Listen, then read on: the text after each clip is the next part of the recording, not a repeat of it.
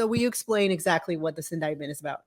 So this last one, okay. Well, first of all, let me just say that anybody who's going through like detailed legal analysis of this and like trying to argue like, here's the merits of the case. Well, that's what the left is doing right now. Yeah. And then there's some people on our side who are just like, yeah, and here's how Trump can beat it.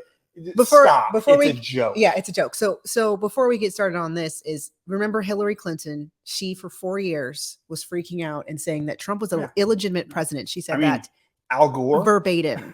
You guys remember Al Gore? In Georgia. So the indictment is in Georgia. In Georgia, Stacey Abrams. That's what she looks like, right? But add 200 pounds to my body. She contested her 2018 election and even had a case against it saying that it was illegitimate.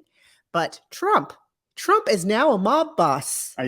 So go ahead and share what the charges are. They're doing basically a RICO case, and there's multiple charges in multiple states, but they're trying to do a RICO case, which if you don't know that, those are the laws that they try to use to go after mobsters. So it's like, if we can't catch, because generally what mobsters would do back in the day, they're not going out. If you're the top mob boss, they're not going out and actually committing the crime themselves. They're telling other people like, you go do this, you go do that, right? Mm-hmm. And so they create these laws that make it so that, okay, if you have this criminal conspiracy where you are, pulling the strings for some big giant conspiracy, we can go after you, even though we don't have you nabbed for doing the actual details of a crime, right?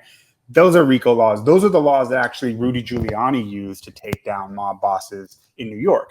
Now they're trying to use them against Trump, but the underlying all this, there is no crime, essentially. The crime is contesting an election, defrauding the United States, which is just like, it's insane, the idea. So, I mean, it's a RICO case built on trying to make it illegal to say, hey, I disagree with this election, or I want to find election fraud and show that there is fraud. You can't do that now if you're a MAGA Republican. So what happened for 4 years during Trump, while Trump was president, let's not forget that they investigated him about Russia and collusion, right? And found nothing.